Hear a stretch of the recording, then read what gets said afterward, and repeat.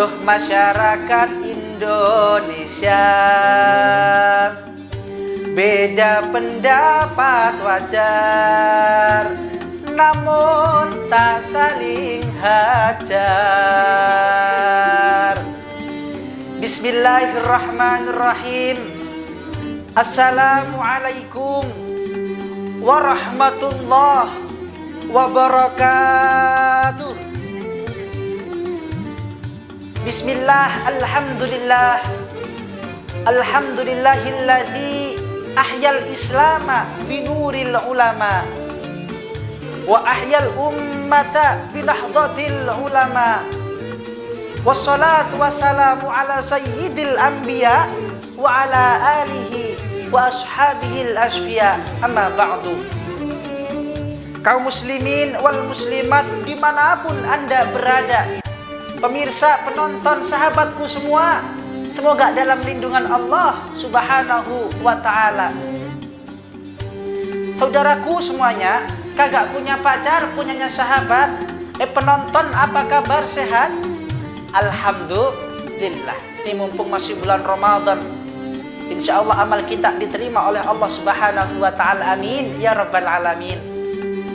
Saudaraku, mari kita telaah bersama.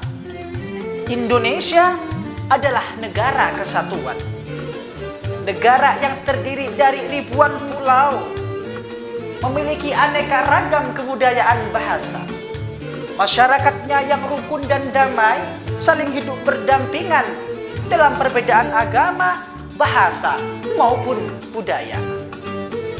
Semboyan Bhinneka Tunggal Ika, yang berarti walaupun berbeda-beda tetapi tetap satu jua.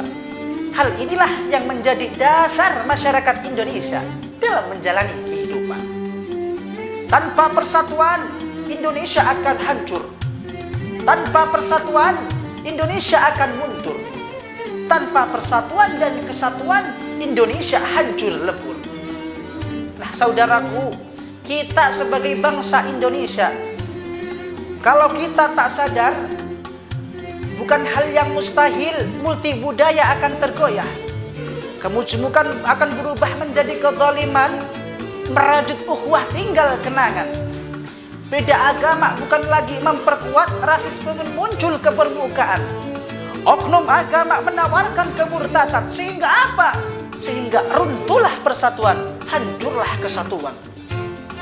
Nah, oleh karena itu, untuk menjaga ini semua, Allah Subhanahu wa ta'ala berfirman kepada kita semua dalam Al-Quran, surah Ali Imran ayat 103. A'udzu billahi minasyaitonir rajim.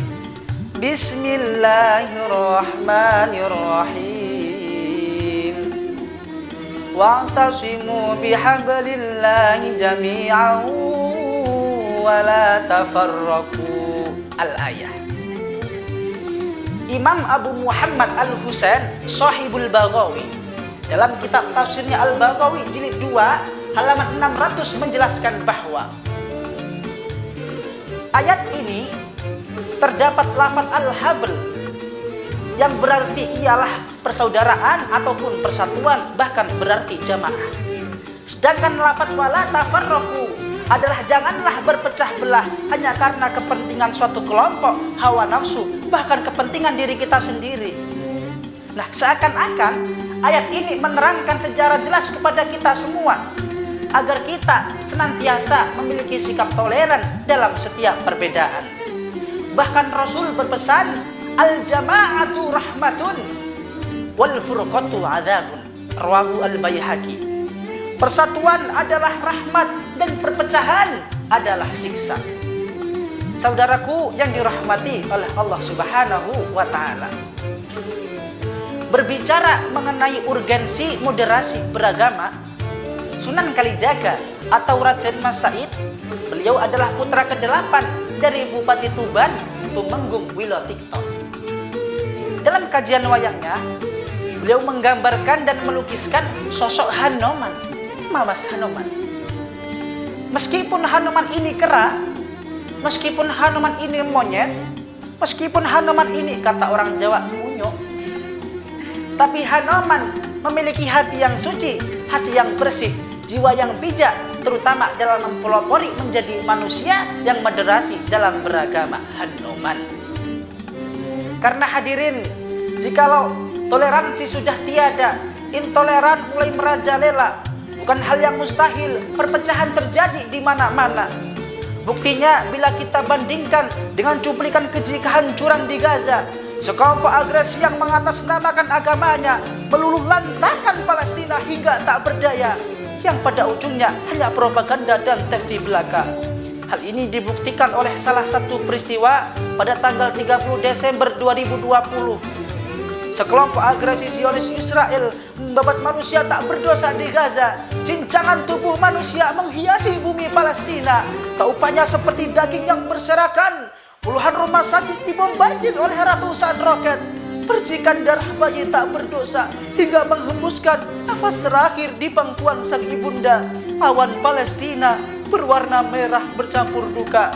Hal ini tidak lain ialah karena tidak adanya sikap toleransi atau moderasi dalam beragama. Nah saudaraku semuanya, apakah kita rela bangsa kita yang besar, yang dibangun dengan susah payah oleh para pendahulu kita, dengan cucuran keringat, bahkan kucuran darah para syuhada, harus porak-poranda hanya demi kepentingan suatu kelompok, suku, ataupun golongan? Tentu tidak. Kalau dulu kakek nenek moyang kita memanggul senjata hanya demi sebuah kata merdeka, namun kita di hari kemerdekaan ini, mari kita cintai negara kita, kita cintai bangsa Indonesia. Dengan apa? Dengan menanamkan sikap toleransi dalam setiap perbedaan. Hal ini senada dengan sebuah syair lagu sebagai berikut. 135 juta penduduk Indonesia, terdiri dari banyak suku bangsa, itulah Indonesia. Ada Sunda, ada Jawa, Aceh, Padang, Batak, dan banyak lagi yang lainnya. Janganlah saling menghina satu suku bangsa dengan lainnya, karena kita satu bangsa dan satu bahasa Indonesia. Kaum muslimin saudaraku semua yang dirahmati oleh Allah, mungkin cukup sekian yang dapat saya sampaikan. Mari kita terapkan moderasi dalam beragama di setiap sendi-sendi kehidupan kita.